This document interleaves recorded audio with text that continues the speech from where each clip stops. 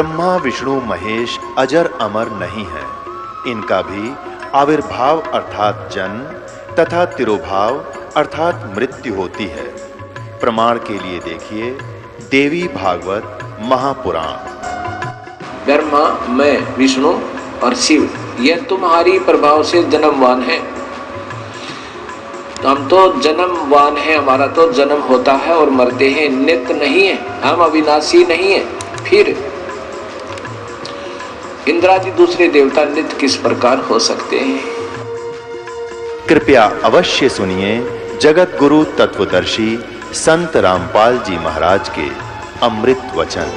सभी हिंदू समाज के जो व्यक्ति थे उनकी धारणा बन गई कि अब काशी में मृत्यु हो तो अच्छी बात है, हमारे गुरुजी बताते हैं, और वहां सीधा स्वर्ग जाएगा। तो धीरे धीरे ऐसी परंपरा पड़ गई कि जो पैसे वाले व्यक्ति थे, विशेषकर इन ब्राह्मण, हमारे ब्राह्मण गुरुओं की आंट में, इनके जाल में ये लालाजी गणे फंस गए, ये बनिए। और उन्होंने अधिकतर और भी जो कोई अच्छा पैसे वाला व्यक्ति था, अन्य जाति का हिंदू, वो भी, तो उन्होंने सोचा कि जैसे उनके माता पिता कहने लगे, बेटा अपने गुरुजी बताते हैं कि काशी में यदि मृत्यु होती है तो स्वर्ग प्राप्ति होती है, तो मृत्यु मेरी निकट आ गई है बच्चों, मुझे कुछ दिन वहां ले चलो, मेरी वहां मृत्यु हो जाए तो स्वर्ग मिल जाएगा। तो बच्चे सोचा करते हैं कि तुम्हारे माता पिता ने सारी उम्र तुम्हारे लिए कितनी मेहनत की, मजदूरी की, और तुम्हारे को कितने प्यार से पाला पोसा, और क्या हम इतना नहीं कर सकते? प्रत्येक बच्चा सोचेगा, जिसका अक्षमता होगी, कोशिश करेगा अपने माता पिता को हम पूरा सुख दें। तो उन्होंने ये स्वीकार कर लिया और काशी शहर के अंदर जाकर धर्मशाला किराए पर ले लेकर कमरे वहां रहने लग गए। और वही उनके धर्म गुरु भी होते थे, उन ब्राह्मणों से कथा सुनते अपनी धर्मशालाओं में जाकर वही रहने लगे। उनके बच्चों ने उनकी व्यवस्था कर दी। फिर उन धर्म गुरुओं ने सोचा कि ये जो व्यक्ति, हमारे जो शिष्य हैं, ये कमरा लेकर रहते हैं। उन्होंने उनके बच्चों से कहा कि तुम अपने माता पिता को हमारे पास ही छोड़ दो, हम यहाँ रख लेंगे। अब वहाँ रखेंगे तो दक्षिणा अधिक देंगे, अंडरस्टूड था। तो वो ठीक है जी, आप रख लो, यहाँ आपके सानिध्य में रहेंगे और अच्छी बात है, कथा आपके ज्ञान सुना करेंगे, आपसे ज्यादा संपर्क में रहेंगे। तो वो भी शुरू कर दिया। उनके मान लीजिए धर्मशाला में 10 रुपये महीने में खर्च होते, तो गुरु जी की दक्षिणा समेत वो 20 रुपये देने लगे महीने के। तो उन इस लालच में सभी ब्राह्मणों ने, ब्राह्मण का मतलब ये नहीं कि आम जन साधारण, ब्राह्मण जो गुरु पद पे थे उनका जिक्र है, उन्होंने अपने लालच में या आफत मोल ले ली। अब सब ने अपने माता और पिता, बूढ़े बूढ़े सारे वहां छोड़ दिया अपने अपने गुरुओं के पास।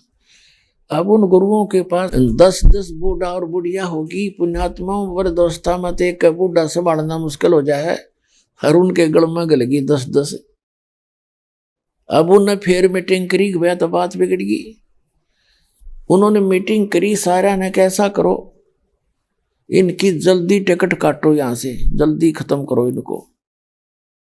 उन्होंने क्या अफवाह फैला दी कि गंगा के किनारे उन्होंने एक, जैसे लकड़ी काटने का करौंत देखा हुआ आपने, आजकल तो ये आरे बन गए इसके बिजली के, वैसे गांव होते हैं लकड़ी, इनके पास आरे, करौंत होता है एक लंबा सा दांते से का, और दोनों तरफ से पकड़कर लकड़ी चीरा करते हैं, उससे लंबे लंबे दांते होते हैं उसके, दांतरे।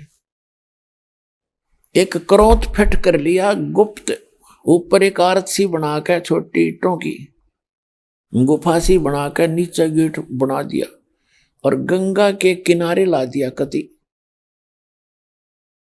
और उसका हैंडल कर दिया थोड़ी दूर स्थान पर अलग से गुप्त सिस्टम, उस रस से बांध के उनकी एक आवाज देते थे।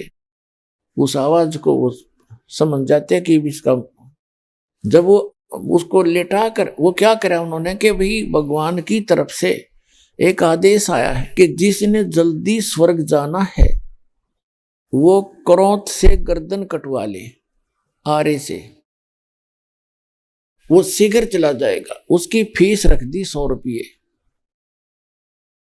अब प्रत्येक बूढ़ा बुढ़िया, वो भी बुढ़ापे में दुखी होले है, कदे खांसी, कदे आंखों में दिक्कत, कभी सिर में भड़क, कदे कब्जी होगी, कदे गैस प्रॉब्लम। तो बूढ़ा भी नो सोचने लगे कि जब गुरु जी कह रहे हैं स्वर्ग जाना ही है, शायद 10 साल पाछे जाना है, शायद 2 साल पहले, तो अभी क्यों ना चले जाएं। और वो बता रहे थे कि क्रोध में पीड़ा नहीं होती जरा सी भी। अब उस गुफा में पीड़ा हुए जाओ, पता किसने लग गए। तो सब ने ये प्रार्थना अपने बच्चों से की कि बेटा हमने तो मरना ही है और हम भी दुखी हैं, यहाँ पर जल्दी चले जाएंगे, वहाँ सुख में स्थान है, आराम से रहा करेंगे। पुण्यात्माओं, इतने विश्वासी थे हम, इतने भगवान पर विश्वास करते थे, इन नकली गुरुओं पर इतना विश्वास करते थे, सिर काटने की कहा करते, हम सिर भी कटवाने लग गए। लेकिन इनके पास कख नहीं था, बकवाद थी सारी। तो एक गजब की रिवाज पड़ गई, हुआ बूढ़ा बुढ़िया वृद्धावस्था में आप दुखी हो ले है, सोचे भगवान। पुण्यात्माओं, 60-65 वर्ष के बाद से पहले तो आदमी ने सोचा ही बना मरूं, अभी नहीं मरूं, और फिर ने सोचा भगवान मरना तो है पर ठीक ठाक मर जाऊं, कोई बीमारी ना हो, तो मतलब जल्दी मर जाऊं। फिर मरण की तो डेफिनेट होता है, उसके बाद मृत्यु तो आई, पर न सोचने लग जाए वैसे मर जाऊं पर ठीक ठाक मर जाऊं, भुगत का ना मरूं। इस दृष्टिकोण से उन्होंने वो भी स्वीकार किया। अब कई बार ऐसा होता था कि वो आवाज लगाते कि हे भगवान, आपकी प्यारी महात्मा आ रही है, क्रोध भेजो। वो दो एजेंट बैठे थे, वो मोमेंट कर देते उनका, वो क्रोध आ जाता, 2 बहला देते गर्दन आर पार, और फिर वो वापस कर देते, ऊपर फिट हो जाता, वो दिखता नहीं, आर्च में गए।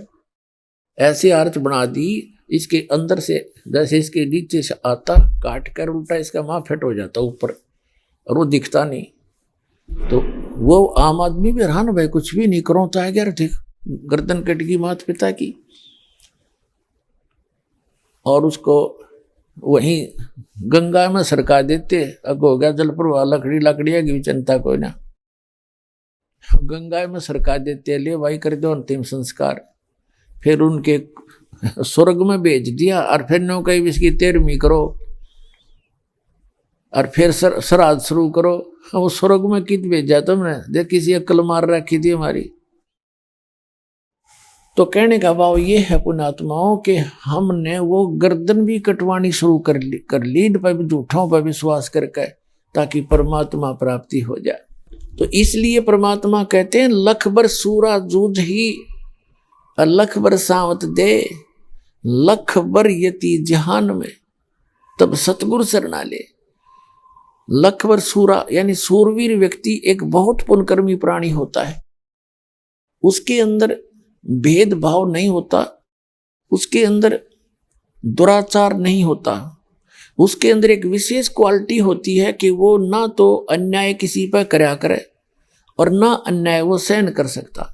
अगर उसके साथ या कोई उसके समाज पर, उसके कौम के ऊपर कोई आपत्ति कोई पैदा करता है, तो उसको उसके साथ लड़कर कट कर मर जाता है अपने धर्म और कर्म के लिए। उसको सूरवीर कहते हैं, उल्टे कदम नहीं हटाता परमार्थ के लिए। लखबर सूरा जूझ ही, लखबर सावत दे। सावत शरीर होता था, जैसे पहले इतने अच्छी आत्मा होती थी, पुण्यकर्मी प्राणी, उनका विशेष पुण्यकर्मी प्राणी जो होते थे, उनका हाथ या तो दोनों हाथ या एक हाथ घुटने से नीचे तक लंबा होता था। आदरणीय गरीबदास साहिब जी भी सावत थे, सावत शरीर था गरीबदास साहिब जी का, जो गांव छुड़ाने जिला झज्जर वाले का। दोनों हाथ घुटनों से नीचे तक जाया करते थे। तो कहते हैं लेकिन भक्ति ना मिले, सतगुरु नहीं मिला तो भी दुखी रहेगा इंसान। तो कहते हैं लख बर सूरा जूझ ही, लख बर सावत दे, और लख बर यति जहान में। जैसे हनुमान जैसे यति थे, कोई स्त्री ग्रहण करी नहीं, यति के अंदर भी एक विशेष गुण होता है, वो परमार्थ में अपना जीवन डिवोट कर देता है। जैसे श्री पहले हनुमान जी बाली के भाई सुग्रीव का खास वफादार था, फिर श्री राम के ऊपर आपत्ति का पता लग गया तो उनके लिए जी जानते हैं अपना कति तन मन धन से समर्पित हो गया। तो इस प्रकार कहते हैं ऐसे ऐसे यति भी रहे, परमार्थ में आपने अपना जीवन भी लगा दिया, वो तो अच्छी बात है, लेकिन मोक्ष नहीं हुआ। लेकिन आगे चलकर ऐसी ही आत्माओं को ये समय मिलता है, क्योंकि उनका स्वभाव अच्छा रहता है, स्वार्थ नहीं परमार्थ रहता है, और भक्ति की कसक उनमें युगों युगों बनी रहती है। तो उनमें से आप हैं जिनको आज या सतगुरु परमात्मा कबीर जी की शरण प्राप्त हुई है। लख बर सूरा जूझ ही लख बर सावत दे, लख बर यति जहान में तब सतगुरु शरणाली।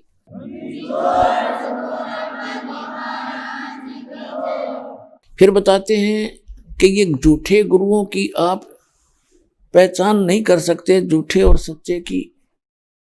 जैसे ज्ञान के वक्ता की कोई कमी नहीं, कहते वक्ता कोट अनंत है, श्रोता कोट अनंत, और दानी करोड़ अनंत है, वह बिरले साधु संत। फिर कहते हैं गोरख से ज्ञानी गणे, और सुख दे जति जिहान, और सीता सी बहु भारिया, ये संत दूर स्थान। परम संत का मिलना भी बड़ी मुश्किल है। कहते हैं गोरख जैसे ज्ञानी गणे, गोरख जी को परमात्मा मिले थे, परमेश्वर कबीर जी, क्योंकि इन परमात्मा के गुणों में लिखा है कि वो अच्छी आत्माओं को मिलते हैं, उनको ज्ञान सुनाते हैं। एक समय पुण्यात्माओं या अध्यात्म मार्ग के अंदर इतना अड़ंगा अड़ा दिया इन लोगों ने, अज्ञानी संतों ऋषि वर्तमान के कलयुगियों ने,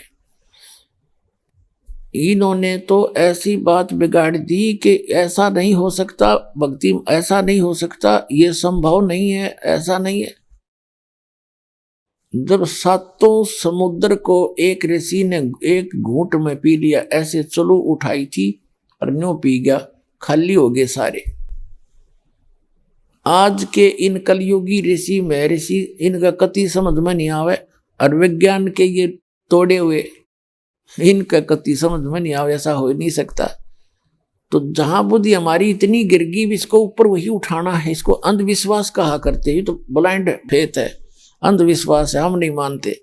भक्ति मार्ग में अंधविश्वास ही सफल होता है, लेकिन गलत स्थान पर अंधविश्वास करना, ब्लाइंड फेथ करना, यानी कति ब्लाइंड फेथ का मतलब समर्पित हो जाना, चाहे कुछ भी उसमें ऑब्जेक्शन नहीं होना। ये है तो यहीं से भक्ति की जो करने की विधि तो यहां से स्टार्ट होती है, लेकिन इन्होंने वो गिरा दी।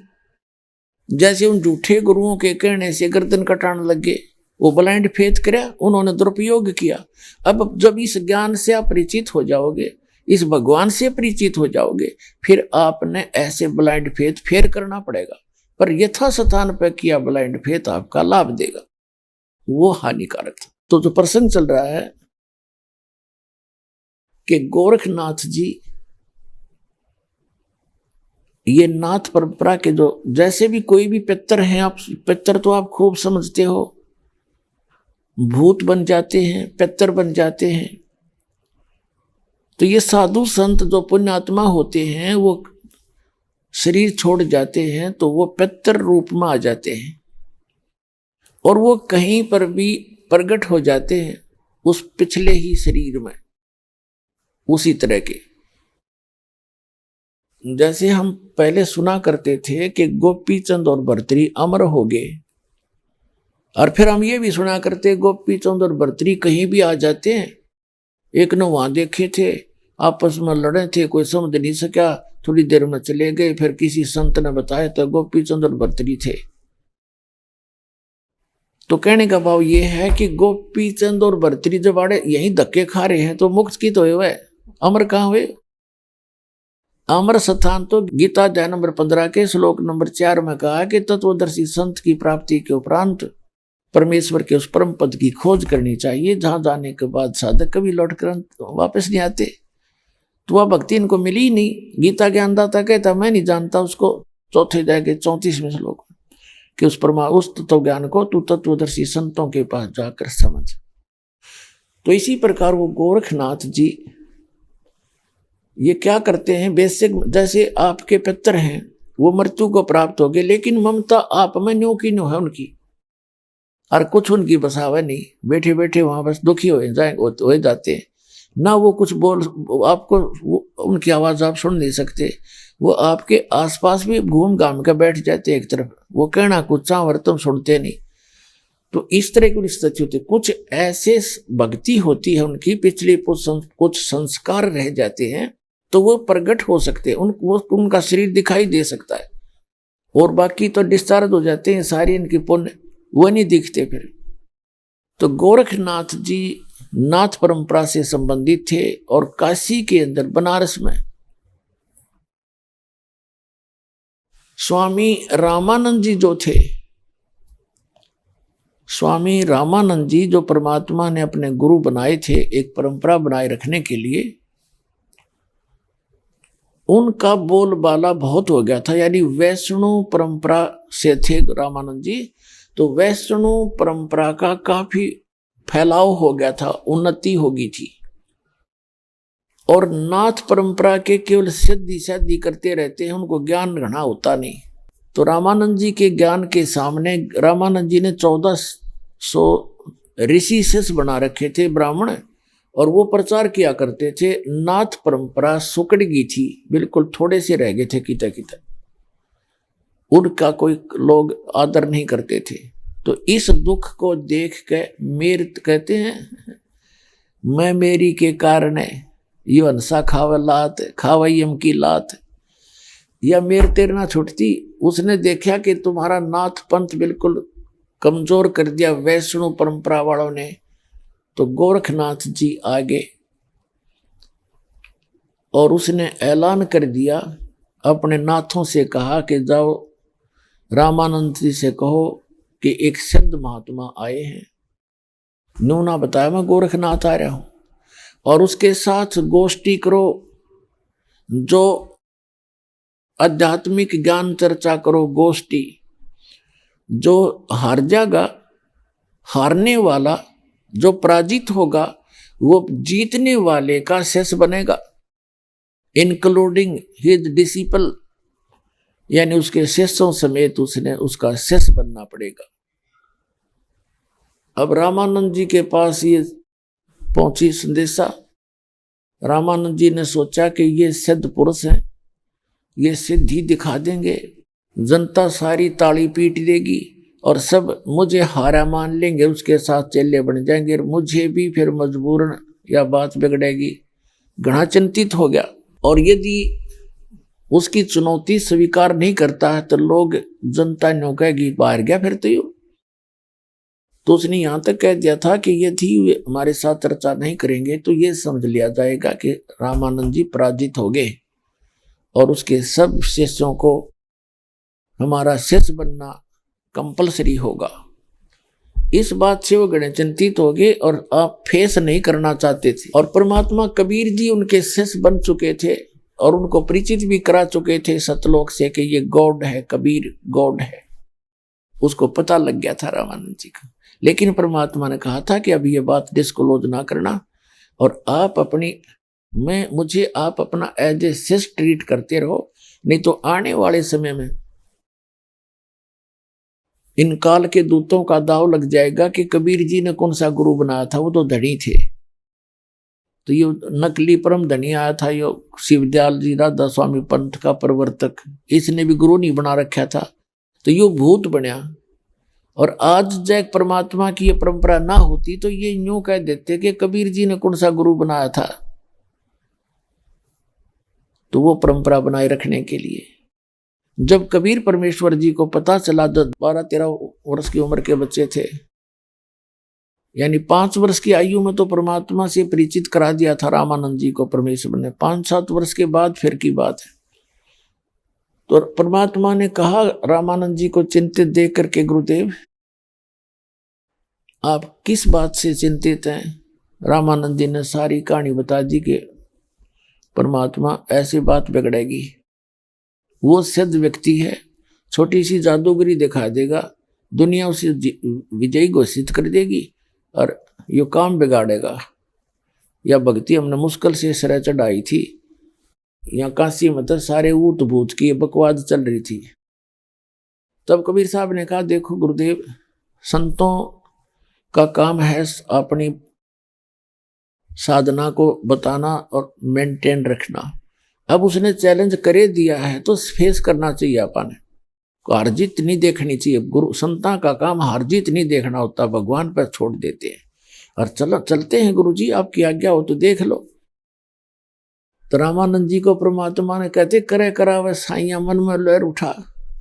तो रामानंद जी का एकदम हौसला सा हुआ, भाई छोटा सा बालक, और ये तो है भी पूर्ण शक्ति। जब इसने कह दिया तो के बिगाड़ेगा नाथ जी अपना, वो तैयार हो लिए और उसका चैलेंज स्वीकार कर लिया। तो समय निर्धारित हो गया। तो क्या हो गया, गोरखनाथ जी एक त्रिशूल रखा करते 6-7 फुट लंबा और नीचे भाले की तरह नोकीला होता है, ऊपर उसके 3 ऐसे होते हैं, 3 सूल से जैसे ये लगा रखे, यहाँ एक ग्रिल के ऊपर लगा रखे, ऐसे त्रिशूल इस टाइप का होता है। और वो साथ में रखते थे, हिंसक पशुओं से बचने के लिए भी उसका प्रयोग करते थे। अपनी वो कंठी माला भी उसमें टांग लिया करते थे, जमीन पर ना रखें, अपना थैला थुल्ला भी उस पर टांग लेते थे, वो कपड़े टांग लेते थे, ऐसे उसका योग प्रयोग करते थे। तो कबीर साहब उस दिन सारी वेशभूषा बनाकर गए जैसे वैष्णो साधु की होती है, पूरा तिलक लगाना और यू टाइप ना ऊपर से लेकर नाक तक पूरा एक तिलक, और फिर कंठी माला एक तुलसी के मणिये की। कबीर साहब ने उस दिन वो सारा सांग कराया था और ये नकली कबीर पंथी तक उसकी लकीर पीट रहे। उस दिन इसलिए किया था उन्होंने कि उसको ये दिखाना था कि मैं भी वैष्णो परंपरा से संबंधित हूँ और ऐसी वेशभूषा ना होता, वो वैष्णो ना मानना हो। हाथ में जोड़ी, एक फावड़ी, यानी सारा कुछ लेकर गए। रामानंद जी को अलग से आसन दे दिया, नाथ जी को अलग से आसन दे रखा था। नाथ जी ने अपने साथ में त्रिशूल भी गाड़ रखा था। परमात्मा कबीर जी रामानंद जी के चरणों में बैठ गए। रामानंद जी को थोड़ा ऊंचा आसन दे रखा था, तख्त वगैरह, और कबीर साहब नीचे बैठ गए उनके चरणों में। अब रामानंद जी ने कहा था, तुम साहेब तुम संत हो, तुम सतगुरु तुम हंस, गरीबदास तेरे रूप बिना और निधु जांस। कि वास्तव में संत भी आप हो, परमात्मा भी आप हो, सतगुरु भी आप हो, और एक अच्छे हंस और दास भी, भगत भी आप ही हो। जो भक्त में क्वालिटी होनी चाहिए गुरु जी के प्रति, जो मर्यादा मालिक आप ही निभा सकते हो। तो नीचे बैठिए। अब गोरखनाथ जी ने कहा कि रामानंद बोल कर चर्चा मेरे से। तब कबीर परमात्मा खड़े हुए और कहा, नाथ जी, गुरु जी को से गोष्ठी करने से पहले उसके चेलात निमट ले, आजा मेरे साथ आ। तो अब उसमें गोरखनाथ जी कहने लगे, कबीर तेरी क्या उम्र है और तू गोष्ठी करेगा मेरे साथ? तेरी क्यों 7 बोल दे रही है?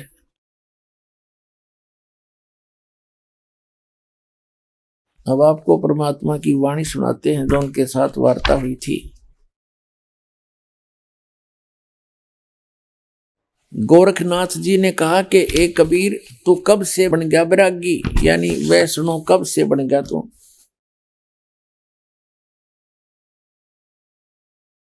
तब परमात्मा ने कहा कि पहले तो ये सुन ले। और कहने लगा, तेरी उम्र क्या है? तू गोष्ठी, कल का बच्चा है, छोटा सा बालक और गोष्ठी करेगा तू गोरखनाथ से? तो उसने पूछा कि तेरी उम्र क्या है बालक? तू चुप करके बैठ जा। और कहते हैं पहलवान के साथ उसी उम्र का और उसी वेट का गुले तो अच्छा लगता है, तू बैठ जा, यानी तो तुझे मैं के समझूं। उसका कहने का भाव ये था। और कहा तेरी उम्र क्या है, कितनी उम्र है तेरी? तो परमात्मा ने कहा, सूक्ष्म वेद में लिखा है कि योगी गोरखनाथ प्रतापी, 1800 तेज पृथ्वी कापी, काशी नगर में 100 पग पर ही, रामानंद से चर्चा कर ही, चर्चा में गोरख जय पावे, और कंठी तोड़ तिलक छुड़वावे। सत कबीर शिष जो भयहु, यह वृंतांत सो सुन ले हो। गोरखनाथ के डर के मारे, बैरागी नी भेख संवारे, तब कबीर आज्ञा अनुसारा, वैष्णो सकल स्वरूप संवारा। सो सुध गोरखनाथ को पही, काशी नगर शिगर चल आयो, रामानंद को खबर पठाई, चर्चा करो मेरे संग भाई।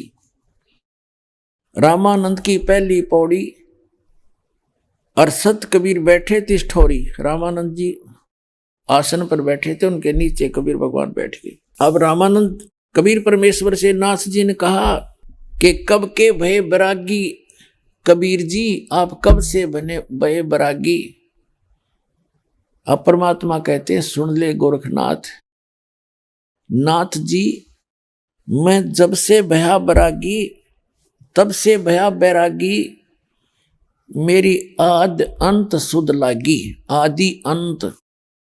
फिर क्या बताते हैं कि तेरा शिव शंकर नहीं था, मैं जब भी था, तेरा शिव शंकर नहीं था, क्योंकि शंकर के पुजारी हैं। क्या बताते हैं कि धू धूकार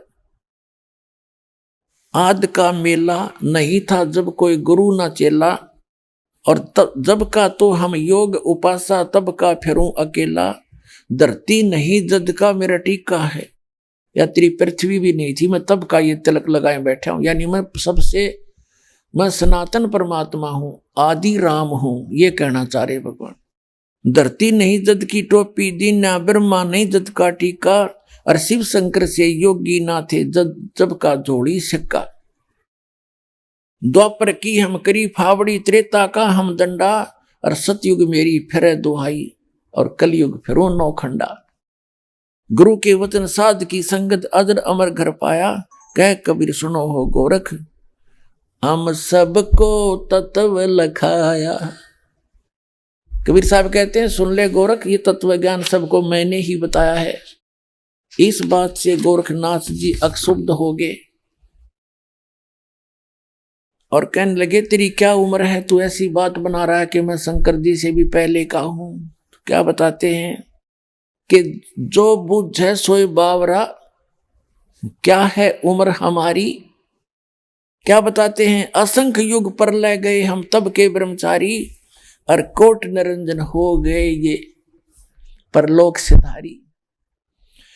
हम तो सदा महबूब हैं स्वयं ब्रह्मचारी, अरबों तो ब्रह्मा गए, और तेरे 49 करोड़ कन्हैया, और 7 करोड़ तेरे शंभू मर गए, मेरी एक नहीं पलैया। ओए होए। परमात्मा कहते हैं कि अरबों तो ब्रह्मा मर गए, और 49 करोड़ ये तेरे विष्णु, और 7 करोड़ तेरे शंभू मर लिए, मेरी एक भी पल आयु की खत्म नहीं हुई है, मेरी इतनी लंबी उम्र है। कोटन नारद हो गए मोहम्मद से चारी, और देवताओं की गिनती कहां, क्या सृष्टि विचारी। नहीं बूढ़ा ना बालक, ना कोई भाट भिखारी। परमात्मा कहते ना मैं बूढ़ा ना मैं बालक, ये तो ऊपर तो दिखा रखा है सारा खेल। ना कोई भाट भिखारी, कह कबीर सुनो हो गोरख, यह है उम्र हमारी। अब गोरखनाथ जी ने सोचा भाई यू बालक बहुत बकवाद करे है, और लोग ताड़ी पीटे। जो वहां बैठे थे वो ताड़ी पीटे। अकबर कबीर साहब ने तो तोड़ पाड़ दिया। तो गोरखनाथ ने सोचा भाई यू तो 1-2 बार ताड़ी पीट दी तू हार जाएगा। तो उसने बात करना बंद, और वहां से उठा सीधी से, और त्रिशूल जो 6-7 फुट ऊंचा था, जमीन से उठकर त्रिशूल के ऊपर ऐसे आसन लगाकर बैठ गया। त्रिशूल के ऊपर ये देखिएगा चित्र, वो देखने का सामने, ये त्रिशूल पर बैठ गया ऐसे। परमात्मा ने कहा कि गोरखनाथ ये जादूगरी दिखाने की बात नहीं होती आपकी और हमारी। आपकी और हमारी जो आज चर्चा चलेगी वो आध्यात्मिक ज्ञान पे कही थी, आपने गोष्ठी की बात कही थी। ये जादूगरी दिखाने की आवश्यकता नहीं है, बैठ कर बात करनी चाहिए आके। तब गोरखनाथ कहने लगा तुम्हारे पास कोई भक्ति है ही नहीं, तुम तो बातें बातें बनाते हो। अगर है तुम्हारे पास कोई भक्ति तो बैठ मेरे बराबर में, मेरे बराबर में बैठने वाले से मैं गोष्ठी करूंगा। परमात्मा दानकते थे जुलाए, ये जुलाए सारी सृष्टि के बनाने वाले, और साथ में वहां रोल कर रहे थे जुलाए का। पहले पुराने समय में आपने देखा होगा हमारी दादी माताएं चरखा काटा करती, और उसकी एक कुकड़ी हुआ करती, ताकू के ऊपर एक बहुत बड़ा धागा इकट्ठा हो जाता था, जैसे आजकल उसको रील बोलते हैं, रील धागे की। वह कुकड़ी थी इतनी मोटी जिसमें 200 से 150 फुट लंबा धागा होता है, वह जेब में डाल रखी थी। वो तो अंतर्यामी है, सर्वज्ञ है, उनको पता था उस बालक की बुद्धि कहाँ तक जाएगी, गोरखनाथ की। तो क्या करा परमात्मा ने, एक वह कुकड़ी निकाली धागे की, रील जेब में थे, और उसका एक सिरा पकड़ के और ऐसे कर दिया कि चढ़ जा शिखर में। तो वो अनबंडल होगी, वो उधड़गी सारी, सीधा धागा स्ट्रेट खड़ा हो गया परपेंडिकुलर। एक धागा जमीन पर रख दिया मालिक ने, एक सिरा एक सीधा खड़ा होगा धागा ऊपर 150 फुट ऊंचा। तब परमात्मा वहां से उठे और उस धागे की अंतिम छोर में 150 फुट ऊपर जाकर विराजमान हो गए।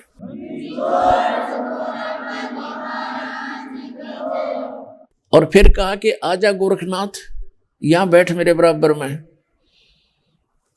मेरे बराबर बैठ, यहां करेंगे गोष्ठी। अपनात्मा ऐसी बात नहीं थी, गोरखनाथ भी ऊपर जा सकता था, लेकिन समर्थ के सामने हम तो बालक हैं, खिलौने के बसा उसके आगे। सिद्धि क्या चीज है? जैसे वैज्ञानिकों ने ये सिद्धि कर रखी है, घड़ी चल रही है, इसकी सुई चल रही है, लोहे की ये सुई है, इसके सामने चुंबक आ जा, ये वहीं जाम हो जाएगी, या सिद्धि खत्म है। तो वो सामने चुंबक आ गया, वो परमात्मा आगे थे, उसकी सारी सिद्धि फेल, और वो उसने चाहा ऊपर न उड़ना, वो जमीन पर पड़ा जैसे ढूंढी डिग जाएगी, गुद दे ही पड़ा। उसके सारे होश ठिकाना आ गए कि भाई आज तक तो ऐसा झटका मैंने जिंदगी में कभी लगाया नहीं था। तो कहते गोरखनाथ सिद्धि में फूल्या, गोरखनाथ सिद्धि में भूल्या, टूने टामन हंड है फूल्या। और जंतर मंत्र जोग निभाई, और काल चक्र जमजोरा खाई। और तो इस सिद्धि में अंडी पाक रहा था, भगवान बन बैठा था, और परमात्मा के सामने वो फ्यूज हो गया और जमीन पे ऐसे पड़ा, गद्दे ही पड़ा। जब उसका समझ में आई कि तो बात बिगड़ गई भाई, तब वो समझ गया। कहते हैं संकेत ही काफी होता समझदार को, आगे बागे दे तड़वान की जरूरत नहीं है। तभी कह दिया महाराज जी नीचे आओ, आपसे 2 बात करूंगा। परमात्मा 4 महीने होते इसकी बुद्धि ठिकाना आ जा, आगे एक बोल, तो वो सारा कुछ सेट हो गया, तो बात समझ में आ गई। फिर ने बोला हे भगवान आप कौन हो और कहाँ से आए हो? आप दिखो एक जुलाहा से धानक, और आपका क्या? तब क्या बताते हैं परमात्मा के अवधूत गोरखनाथ, अवधू अवगत से ही चल आया, मेरा कोई भेद मुर्म ना पाया। अवधू में अवगत से चला आया, उस सतलोक से जिसकी किसी को गति नहीं, किसी को ज्ञान नहीं, और कोई मेरा भेद मर्म ना पाया। क्या बताते हैं? मात पिता मेरे कछु नाही, ना मेरे घर दासी, जुल्हे का सुत आने कहाया, यो जगत करे मेरी हासी। ना मेरा जन्म ना गर्भ बसेरा, बालक बन दिखलाया, काशी नगर जल कमल पर डेरा, तहां जुल्हाए न पाया। परमात्मा बताते हैं ना मेरा जन्म ना गर्भ बसेरा, बालक बन दिखलाया, काशी नगर जल कमल पर डेरा, तहां जुल्हाए न पाया। मात पिता मेरे कछु नाही, ना मेरे घर दासी, जुल्हे का सुत आने कहाया, यो जगत करे मेरी हासी। पांच तत्व का धड़ नहीं मेरे, मैं जानू ज्ञान अपारा। कि तेरे जैसा शरीर नहीं है मेरे पांच तत्व का। धर्मदास जी से भी कहा था कि धर्मदास नरक पर कह देख, नहीं तुम जैसी मेरी देही। पांच तत्व का धड़ नहीं मेरा, मैं जानू ज्ञान अपारा। सत्य स्वरूपी नाम साहिब का, ओहे नाम हमारा। अदर दीप सतलोक में, अदर द्वीप गगन गुफा में, तानिज वस्तु सारा। तेरा ज्योत स्वरूपी अलख निरंजन, वो धरता ध्यान हमारा। पुण्यात्माओं, ये अमृतवाणी परमात्मा की 600 वर्ष पहले उच्चारित है। ये लाल थे हीरे मोती, चारों युग में संत पुकारे, कोक कया हम हेल रे। हीरे माणिक मोती बरसे ये जग चुगता ढेल रे। ये हीरे मोती रूपी वाणी है भगवान की। जैसे श्रीमद् भगवत गीता का ज्ञान युग ज्योत स्वरूपी निरंजन सरपुरुष दे रहा है श्री कृष्ण जी में प्रवेश होकर। और ये कह रहा है गीता अध्याय नंबर 18 के श्लोक नंबर 62 में कि अर्जुन तू सर्वभाव से उस परमेश्वर की शरण में जा, उसकी कृपा से तो परम शांति को और सनातन परम धाम को प्राप्त होगा। 18वें अध्याय के 63वें श्लोक में कहता है गीता ज्ञानदाता कि मैंने यो गीता का ज्ञान जो कहना था कह दिया तेरे ताई। अब तेरी जो समझ में आओ वो कर ले। मेरी शरण में रहना है तो युद्ध करना पड़ेगा, जन्म मृत्यु तेरी भी रहेगी मेरी भी रहेगी, परम शांति नहीं हो सकती। उस परमेश्वर की शरण में जाना है तो तत्वदर्शी संत की खोज कर ले। चौथे अध्याय के 34वें श्लोक। अब 18वें अध्याय के 63वें श्लोक में कहता है कि अर्जुन तूने जो अब विचार कर ले, फाइनल फैसला करे। 18वां अध्याय लास्ट अध्याय हो गया गीता का, लास्ट ये श्लोक आगे। और कहते ही तेरे को मैंने गुप्त से गुप्त ज्ञान बता दिया।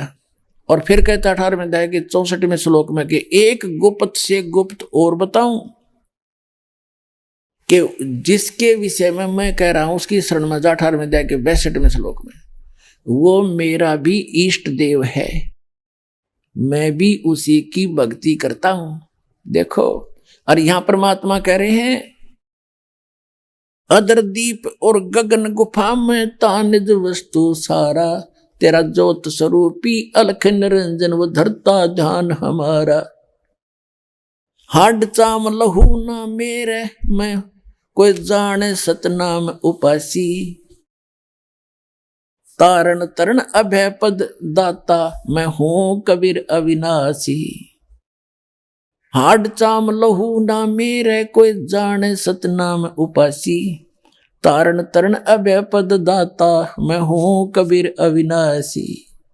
आइए अब हम उन श्रद्धालुओं के अनुभव जानते हैं जो जगत गुरु तत्वदर्शी संत रामपाल जी महाराज जी से दीक्षा प्राप्त कर चुके हैं तथा उनके द्वारा बताए गए भक्ति मार्ग पर चल रहे हैं। सर नमस्कार। नमस्कार जी। सर क्या नाम है आपका? सर मेरा नाम धर्मपाल है जी। धर्मपाल जी क्या करते हैं आप? सर मैं कॉलेज में असिस्टेंट प्रोफेसर हूँ। सर आप एक पढ़े लिखे व्यक्ति हैं, आपने संत रामपाल जी महाराज को गुरु कब बनाया? सर संत रामपाल जी को मैंने अपना गुरु 2 मार्च 2010 को बनाया। सर उससे पहले आप कोई साधना करते थे? हाँ, उससे पहले जैसे मेरा जो जन्म है वो एक हिंदू परिवार में हुआ।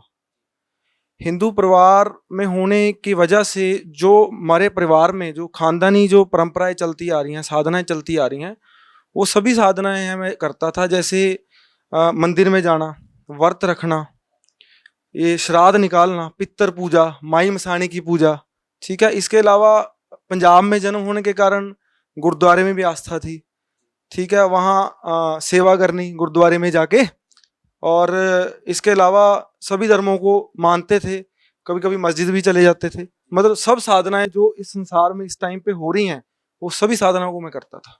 लेकिन सर आज आपने एक ऐसे संत को गुरु बनाया है जो इन सभी साधनाओं पर प्रश्न चिन्ह खड़ा करता है, और उन संत का कहना है कि जो साधनाएं अभी जो वर्तमान में चल रही है और चली आ रही है वो सब वेदों के अनुसार नहीं है, ये साधनाएं शास्त्र के विरुद्ध है। सर आप क्या कहना चाहेंगे? ये बिल्कुल 100% सत्य बात है कि संत रामपाल जी महाराज जी ये बता रहे हैं कि ये मंदिर पूजा है, ये पितर पूजा है, ये श्राद्ध पूजा है, जो भी मैं साधना आपको पहले बता चुका हूँ, ये साधनाओं का किसी भी वेद शास्त्र ग्रंथ में प्रमाण नहीं है। सर आप एक शिक्षित पर्सन हैं, आप खुद एक प्रोफेसर हैं, निश्चित ही आपने बहुत सोच समझ के संत रामपाल जी महाराज को गुरु बनाया होगा। सर, हम आपसे ये जानना चाहते हैं कि संत रामपाल जी महाराज के बारे में आपको कैसे पता चला, आप उनकी शरण में कैसे गए? देखो जी, संत रामपाल जी की शरण में मैं पहुंचा, उसके बारे में थोड़ा आपको खुल के बताऊंगा, क्योंकि ये बहुत लंबी स्टोरी है। मैं मतलब दिल की बात है जो आपको बताना चाहता हूँ, कि जो मेरे दिल में है वो मैं सबके साथ शेयर करना चाहता हूँ। जैसे कि मैंने आपको पहले बताया कि संत रामपाल जी से जुड़ने से पहले मैं हिंदू धर्म में जो साधनाएं हैं वो सभी करता था। मेरा जो बड़ा भाई है, ये इनका कोई जानकार था खन्ना में, मोहन दास उनका नाम था। वो संत रामपाल जी महाराज जी से उन्होंने नाम दीक्षा ले रखी थी। वो मतलब रासहोमी ब्यास से उन्होंने नाम लिया, परिचर थे, वहां सत्संग करते थे। तो उनको पता चला दीपक के परिवार पे ऐसा कष्ट टूट गया, तो वो भी परमात्मा की खोज में थे। उन्होंने भी मतलब बहुत जिंदगी अपनी परमात्मा के लिए मतलब कि वो की है। तो उन्होंने दीपक को बुलाया एक दिन, दीपक को बोलते, बेटा मेरे से तेरी हालत नहीं देखी जाती है परिवार की। वो भी रो पड़े, कहते भी इतना कहर है जो मतलब कि मैंने मतलब किसी के देखा तो है, पर ये तो मतलब हद होगी, कहते हद होगी कहते। तो फिर क्या हुआ, तो दीपक को बोले, बेटा ये पुस्तक ले जा, भी देख है तो तेरी हालत है नहीं इतनी पुस्तक पढ़ने की, फिर भी भगवान की बनाई हुई पुस्तक है ये, पूर्ण संत की बनाई हुई पुस्तक है, इसको पढ़ना और इस पे विचार करना। तो दीपक ने वो पुस्तक घर पे ले आया। ज्ञान भक्ति सदागर का संदेश था, 2009 की बात है ये। भक्ति सदागर का संदेश संत रामपाल जी की लिखी हुई पुस्तक थी। वो लेके घर में आ गया। लेके घर में आया तो उसने 2-4 पेज पढ़े, तो अंकल को बोलता है, अंकल जी मैं इतनी जगह जाया, इतने गुरु बना लिए मैंने, इतने मतलब साधनाएं कर ली। वो कुमार स्वामी नाम का एक संत है हिंदुस्तान में, वो उनसे उसने बीज मंत्र भी ले रखे थे।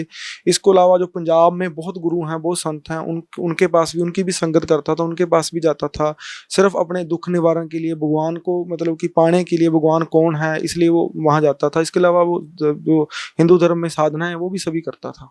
तो फिर आपके भाई ने किताब को पढ़ा? भाई ने मेरे किताब के 2 पन्ने पढ़े। पढ़ने के बाद अंकल को बोला कि अंकल जी भी मेरे को ले चलो वहां, भी मेरे को तो बस ठीक होना है, भगवान को पाना है, मेरे को मतलब ठीक होना है, मेरी हालत ठीक हो जाए, बस मैं यही चाहता हूँ। अंकल कहते ठीक है, मैं संत रामपाल जी से प्रार्थना करूंगा तेरी, भी बताऊंगा कि ऐसे ऐसे एक बच्चा है पंजाब का, बहुत परेशान है। तो गुरुजी ने बोला, उसने संत रामपाल जी से प्रार्थना की भी ऐसे ऐसे दीपक नाम का कोई लड़का है, बहुत परेशान है, गुरुजी नाम लेना चाहता है। गुरुजी बोले बेटा उसको बोले पहले ज्ञान समझे, पुस्तक को पढ़े, यहाँ कोई झाड़े वाला काम नहीं है, यहाँ कोई मतलब कि कोई जादू मंत्र तंत्र नहीं किए जाते, यहाँ तो पूर्ण परमात्मा की जो है भक्ति बताई जाती है, वो शास्त्र अनुकूल साधना बताई जाती है, जो साधना आज तक किसी को नहीं पता, जो हमारे शास्त्रों में मतलब छुपी हुई थी, वो साधना बताई जाती है। यहाँ तो मतलब कि वो साधना बताई जाती है जिससे 3 ताप के कर्म हैं जो वो भी खत्म हो जाते हैं। तो गुरुजी को बोलता, वो कहता गुरुजी उसने पुस्तक पढ़ ली। उसका फोन आया था, उसने मेरे को बताया कि मैंने पुस्तक पढ़ ली। तो क्या हुआ, तो गुरुजी ने बोला नहीं उसने पुस्तक नहीं पढ़ी। तो उसने मोहन अंकल ने बोल दिया कि तूने मेरे को ये बोला कि मैंने पुस्तक पढ़ ली, मेरे को लेके जाओ वहां, तो फिर गुरुजी ने तो बोला पुस्तक पढ़ी नहीं। भी गुरुजी बोलते पुस्तक पढ़े, कहते अंकल जी गुरुजी को कैसे पता चल गया अभी उसने पुस्तक नहीं पढ़ी? तो कहते भी देख ले अब तू भी, गुरुजी ने तो मेरे को ऐसे बोला। दीपक ने, मेरे भाई ने उसको 2 बार पुस्तक को पढ़ा। पुस्तक पढ़ने के बाद मतलब कि उसने मतलब संत रामपाल जी से नाम दीक्षा ली। तो सबसे बड़ी जो राहत है हमारे परिवार को संत रामपाल जी ने बख्शी, मतलब कि कृपा की भगवान ने, बंदी छोड़ ने, वो ये है कि उसको भगवान ने नाम दिया संत रामपाल जी ने, और उनके सिर पे हाथ रखने से मतलब उसकी 50% जो प्रॉब्लम है वो ठीक होगी। उसने प्रार्थना की संत रामपाल जी से, गुरु जी भी मेरे को बिल्कुल ठीक कर दो, मैं बहुत ठीक हो गया हूँ, मेरे को बिल्कुल ठीक कर दो। गुरु जी बोले बेटा देख भक्ति करनी पड़ेगी, भक्ति कर, भक्ति से सब कुछ होता है, भक्ति से ही सब कुछ मिलता है। तो इसने 15 दिन और 1 महीना गुरुजी के द्वारा जो मंत्र दिए हुए थे, प्रथम मंत्र जो प्रथम नाम मिलता है हमें, वो प्रथम की मंत्र की साधना करने से ये मतलब 100% 100 नहीं मैं कहूंगा, 200% कहूंगा, मतलब नॉर्मल से भी नॉर्मल हो गया। तो ये मतलब ठीक हो गया। तो उधर से मैंने आपको बताया मेरी हालत खराब थी, मैं ड्रिंक करने लग गया। तो ये क्या करता था, घर में सत्संग लगा देता था गुरुजी का, सत्संग लगाता था गुरुजी का। तो गुरुजी पूर्ण संत हैं, अधिकारी हैं इस पृथ्वी पर, मतलब वाणी बोलने वाले, प्रचार करने वाले। तो वो वाणी मेरे दिल पे लगती थी। वो एक दिन बताते कि बेटा अभी आप बहुत बड़े धोखे में हो, आप जो पूजाएं कर रहे हो, साधनाएं कर रहे हो, इन साधनाएं से आपको कोई लाभ नहीं होने वाला, आपकी दुर्गति होगी, आपका नाश होगा, ये साधनाएं करने की नहीं है। कबीर नाम का भगवान है, ये वेदों में प्रमाण है, कबीर साहब भगवान है, गीता में प्रमाण है।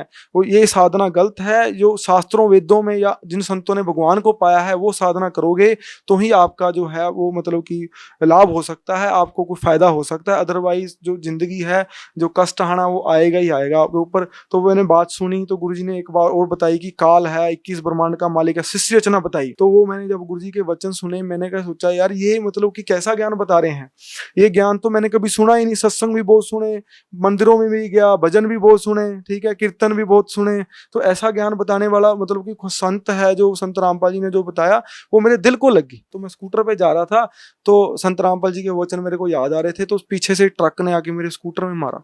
मैं वो मतलब कि पलटी खाता खाता खाता 3 पलटी खा स्कूटर पे गिर गया। तो मेरा सिर है जो वो जमीन पे लगा, जमीन पे लगा, तो मतलब मेरे को चक्कर आ गए। मैंने सोचा भी मतलब मेरे को ऐसे लगा कि बस भी मैं गया, मर गया मैं। तो मैं जब उठा तो मैंने देखा कि मतलब मैं बिल्कुल ठीक था। तो मैं बहुत रोया वहां स्कूटर खड़ा करके, तो स्कूटर खड़े करके रोया। तो मैं घर आ गया, मैंने दीपक को बोला, मैं कहा दीपक भी मेरे को संत रामपाल जी से नाम दीक्षा दबा दे, नहीं तो मैं मर जाऊंगा। दीपक को मैंने जफ्फी डाल ली ऐसे, मैं कहा भी दीपक संत रामपाल जी के पास ले जा, भी नहीं तो मैं मर जाऊंगा, भी मरेगी तो मेरी माँ दुख पाएगी, भी मेरे पीछे काल पड़ गया है, भी मार के हटेगा मेरे को। तो फिर क्या हुआ कि मतलब कि दीपक ने बहुत खुशी हुई, भाई को खुशी हुई, तो भाई ने क्या किया, कहता मम्मी को भी मना, मेरी माँ पड़ी रहती है सारा दिन, मतलब कि बहुत कष्ट में है, दुख में है, भी ये इसको भी राहत मिलेगी, बहुत भगवान का सहारा बहुत बड़ा सहारा है। तो फिर क्या हुआ कि मैंने मम्मी को बताया, मम्मी देख भी ऐसे ऐसे मेरे साथ हुआ, अगर तू मेरे को चाहती है भी मैं मतलब इस संसार में रहूं, कि मैं मन मरूं, तू मेरे साथ चल। भी गुरु जी का ज्ञान तो तू भी सुनती है, सत्संग तू मेरे को बात भी मतलब थोड़ी बहुत कर लेती है, भी हाँ भी मतलब बातें तो सही हैं, पर मैं नास्तिक हो चुकी हूँ, भी मैं नहीं किसी भगवान को मानती। मैं कहा मम्मी मेरी मेरे मेरे कारण एक बार संत रामपाल जी के पास चल। तो मैंने गाड़ी में मम्मी को बिठाया, दीपक के साथ चल पड़े। तो आश्रम में क्या हुआ, गुरु जी दर्शन दे रहे थे संत रामपाल जी, दीपक दर्शन करने चला गया था, मैं दर्शन कर लूं बाद में मैं आपसे मिलता हूँ, क्योंकि दर्शन तो आपको पता ही है परमात्मा के, संत के, पूर्ण संत के कितना लाभ है दर्शनों का, वो तो हम जानते हैं और किसी को नहीं मालूम। तो ये दर्शन करने गया, तो गुरु जी बोले, संत रामपाल जी कहते, हाँ भी दीपक दास, आगे तेरी माँ और तेरा भाई। तो ये भागा भागा बाहर आया, कहता देखो गुरुजी ने मेरे को अपनी आप बता दिया भी तेरा भाई और मैं। कहता गुरुजी बोलते फटाफट उनको जल्दी से जल्दी है जो वो नाम दीक्षा है दो। तो फिर फटाफट मैंने फार्म भराया, नाम दीक्षा ली, तो गुरुजी के दर्शन करने गया। तो गुरुजी ने मेरे सिर पे हाथ रखा, कहते बेटा तू बहुत जगह फिर लिया, कहते एक बात हमेशा याद रखना मेरी, इस पृथ्वी के ऊपर इस जगह के अलावा कहीं कोई ठिकाना नहीं है। तो मैं रो पड़ा। तो गुरुजी ने मेरे को बहुत प्यार किया, सिर पे हाथ फेरा, मतलब कि बहुत अच्छा लगा मेरे को। तो फिर गुरुजी आगे चले गए, मैं खड़ा रहा, क्योंकि अट्रैक्शन इतनी तकड़ी थी, इतनी तकड़ी पावर अंदर एंटर कर गई कि मतलब ऐसा लगता था जैसे पता नहीं कितना भार है जो सिर से हल्का हो गया हो। लगता है वो तो जिससे मर्जी संत रामपाल जी के न्यायियों से पूछो, आशीर्वाद से क्या लाभ मिलता था उनको। सर यहाँ पे 2 स्थितियां देखने को मिली। एक तरफ आपके माता पिता ने राधा स्वामी पंत से नाम दीक्षा ले रखी थी, और आपकी माताजी ने आपके पिताजी को, अपनी मम्मी को, अपनी बहन को, और उनका बेटा डिप्रेशन में चला गया, आप शराब पीने लग गए और खुद उनको दौरे पड़ने लग गए।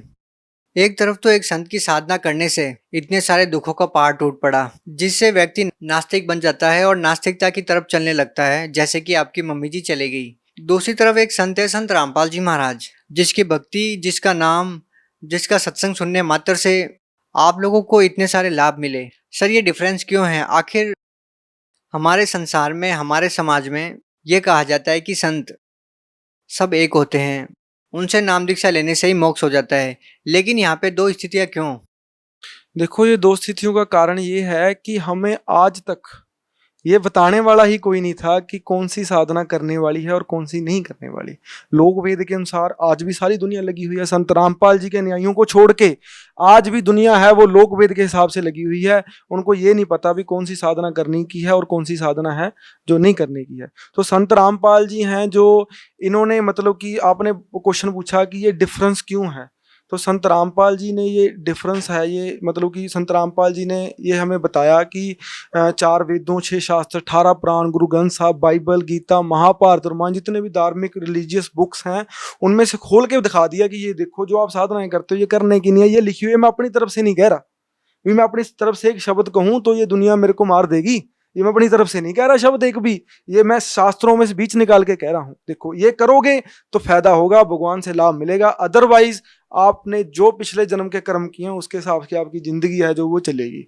सर संत रामपाल जी महाराज जी ने अपने सत्संगों में आप लोगों को वादा किया कि यदि मेरे द्वारा बताई गई भक्ति अनुसार साधना करेंगे तो आपको सभी दुखों से निजात मिलेगी। जैसा कि आपने हमको बताया कि संत रामपाल जी महाराज से नाम दीक्षा लेने से पहले आप लोगों के ऊपर दुखों का पहाड़ टूटा हुआ था, आप लोगों को बहुत सारे दुख थे, उन दुखों का सिलसिला कैसे रुका आपने बताया कि आपके भाई के नाम दीक्षा लेने से रुक गया, तो सर क्या संत रामपाल जी महाराज से आपने नाम दीक्षा ली, शराब पीने लग गए थे, डिप्रेशन में रहने लग गए थे, आपकी माताजी को दिल के दौरे पड़ने लग गए थे, उस स्थिति में आपको कितना लाभ मिला? जैसे कि मैंने आपको बताया कि संत रामपाल जी, जैसे आपने भी कहा कि सत्संग में संत रामपाल जी आपके बताते हैं कि मैं वादा करता हूँ कहीं मर्जी लिखा लो मेरे से कि जो दास ये भक्ति बता रहा है, ये दास जो साधना बता रहा है, ठीक है, इस साधना करने से आपको भगवान की प्राप्ति भी होगी और आपके हर कष्ट का निवारण होगा। तो ये गुरु संत रामपाल जी कहते हैं सत्संग में। तो संत रामपाल जी ने मेरे परिवार के ऊपर बहुत दया बख्शी, मेरी माता जी हैं वो, उनके ऊपर दया बख्शी, वो मतलब आज इतनी खुश हैं, रोती जरूर हैं कि वंदी छोड़ संत रामपाल जी आप हमको पहले मिल जाते, आप मेरे को पहले ये साधना दे देते, भी हमने 30 साल रास होमे में गाल लिए, ये देवी देवताओं की इतनी भक्ति कर ली है ना, अब तो शरीर भी बूढ़ा हो गया, अभी संत रामपाल जी पहले नाम दे देते। रोती आप मतलब है खुश, बहुत इतनी खुश है कि मैं उसको देखता हूँ तो मैं संत रामपाल जी का बहुत बहुत दिल से धन्यवाद करता हूँ। और उसके बाद मेरा भाई है जो वो मतलब संत रामपाल जी नाम लेने के बाद डिप्रेशन से, वो आपको ने बताया कि 200%, 100 बोलते हैं, मैंने 200 बता दिया आपको, मेरे को पता है ना 200% की क्या वैल्यू है, तो 200% ठीक हो गया। उसके बाद जो मेरे को लाभ मिले वो मैं आपको बताता हूँ। लाभ तो देखो भगवान ने इतने दिए हैं कि ये संत रामपाल जी महाराज जी उस भगवान की भक्ति जो साधना हमें बताते हैं, करवाते हैं, जो पल पल में लाभ देता है। आपको ऐसे लग रहा होगा कि जैसे मैं मतलब कि झूठ बोल रहा हूँ, अगर मैं झूठ बोलूँ तो मेरी जीभ कट जाए, मेरी जीभ कट जाए अगर मैं झूठ बोलूँ, तो मेरे को पल पल में लाभ हुए हैं, पल पल में भगवान मेरे साथ चलते हैं। ऐसी संत रामपाल जी ने साधना हमको बताई है। तो क्या हुआ कि जैसे मैंने आपको बताया कि मैं शराब पीनी शुरू कर दी, उससे क्या हुआ कि जो मेरा गाल ब्लैडर है उसमें पॉलिप हो गया, गांठ बोलते हैं इसको, वो होगी, तो दर्द रहना शुरू हो गया। तो दर्द रहना शुरू हो गया तो संत रामपाल जी महाराज जी नाम लेने से पहले की बात बताता हूँ। तो मैं डॉक्टर के पास गया, डॉक्टर बोलता कि स्कैन करा लो, ठीक है, स्कैन कराई तो स्कैन में जो है 6 mm का पॉलिप आ गया गाल ब्लैडर में। तो तकलीफ होती थी, मैं क्या चल कोई बात नहीं, भी अब है तो है नहीं सहारा, देखी जाएगी, जो होगा मरना तो है ही, एक दिन मर जाएंगे, कोई बात नहीं, मैं क्या देखी जाएगी। दुख में था, कुछ समझ नहीं आ रहा था, पागल जैसी स्थिति थी, वो स्थिति बहुत भयंकर स्थिति थी मेरी। तो फिर क्या हुआ कि जब संत रामपाल जी से नाम लिया मैंने, देखो मेरे को 1 महीना तकलीफ तो रही है। तो एक दिन बहुत तकलीफ हुई मेरे को, मैं घर पे ही था, तो मैंने क्या किया, मैंने सोचा कि यार ये तकलीफ दर्द बढ़ता जा रहा है, भी डॉक्टर ने मेरे को बोला था कि इस गाल ब्लैडर को रिमूव करा दो, नहीं तो ये भयंकर बीमारी में कन्वर्ट हो जाएगा। तो क्या हुआ फिर मैंने क्या किया, 1000 रुपया घर से उठाया, तो मैंने फिर स्कैन करा ली। मैं क्या बंदी छोड़, भी मतलब कि आप ही सहारा हो, देखो मतलब कि मैं तुम्हारा बच्चा हूँ, भी मतलब मेरे को पूरा विश्वास है आपके ऊपर कि मेरे को मतलब कोई ऐसा कष्ट नहीं आ सकता, कि मैंने आपको पूरी अच्छी तरह से समझा है, जाना है, और मैंने अनुभव भी किया है, महसूस भी किया आपके मतलब कि उस पावर को महसूस किया है। तो जब मैंने संत रामपाल जी को याद किया तो बस में बैठ गया, तो स्कैन कराने चला गया, तो डॉक्टर ने बोला लेट जा यहाँ। तो डॉक्टर ने मेरी 25 मिनट स्कैन की, पूरे 25 मिनट वो देखता रहा, कहता यहाँ दर्द हो रहा है, यहाँ दर्द हो रहा है। मैंने कहा डॉक्टर साहब बताओ तो सी भी क्या तकलीफ है पेट के अंदर, भी आप तो 25 मिनट हो गए, आगे तो 5 मिनट लगते हैं स्कैन कराने। कहता बैठ जा, भी तेरे को बताते हैं क्या तकलीफ, मेरे को स्कैन करने, मेरा ध्यान मत डिवर्ट कर। वो देखता रहा, पता नहीं संत रामपाल जी ने क्या कुछ दिखा दिया उसको। तो देखता रहा, तो मेरे को बोलता जा अब तेरे को रिपोर्ट देता हूँ। मैं क्या बताओ तो सी, मेरे को बहुत घबराहट हो रही है। कहते घबराने की जरूरत नहीं है, भी तू जा बाहर, भी मैं तेरे को बताता हूँ बाद में। तो उसने रिपोर्ट मेरे को हाथ में दमा दी, कहते ये पढ़ ले। तो मैं मतलब कि संत रामपाल जी पे तो पूरा विश्वास था, तो मैंने रिपोर्ट नहीं पढ़ी हो, मैं बस में बैठ गया।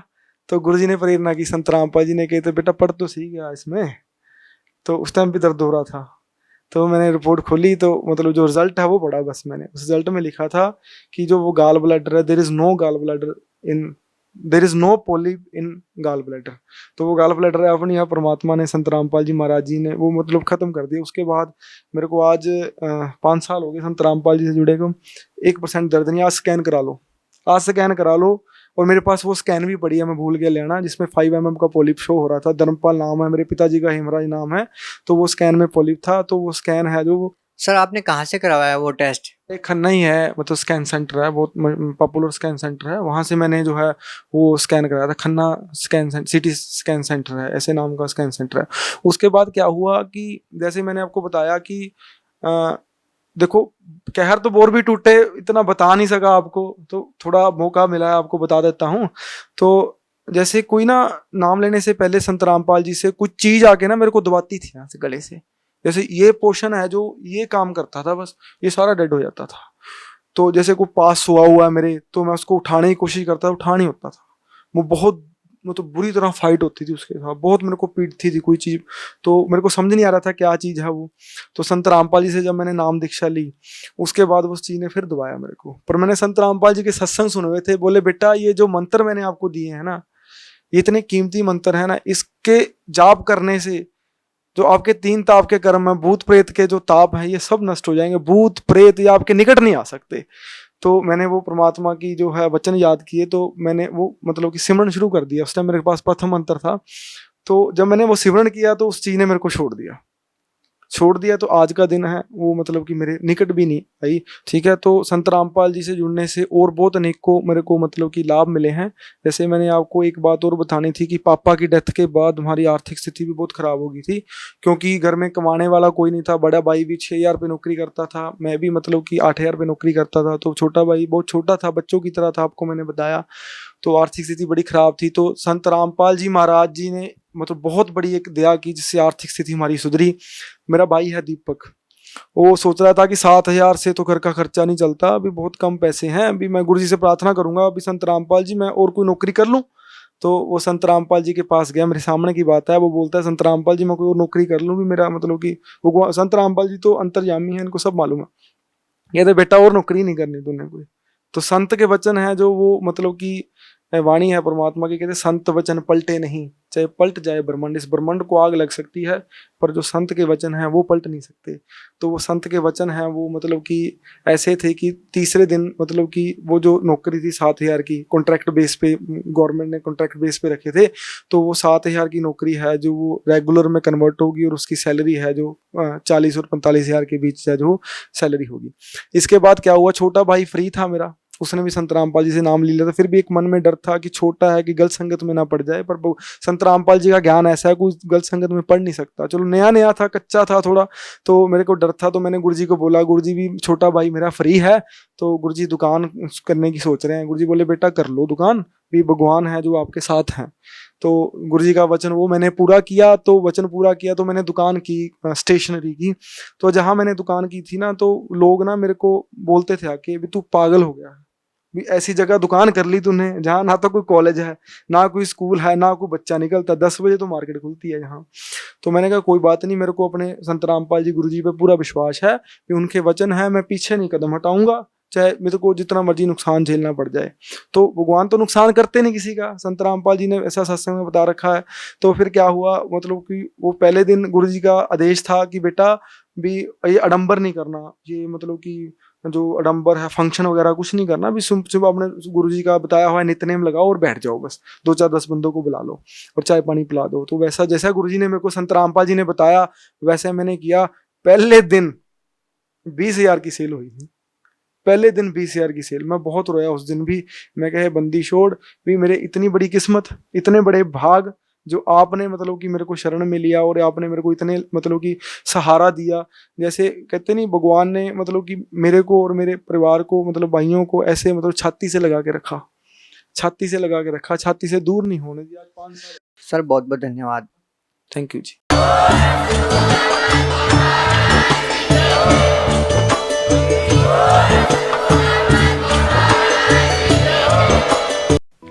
आप सुन रहे थे जगत गुरु तत्वदर्शी संत रामपाल जी महाराज के मंगल प्रवचन। अधिक जानकारी के लिए संपर्क करें।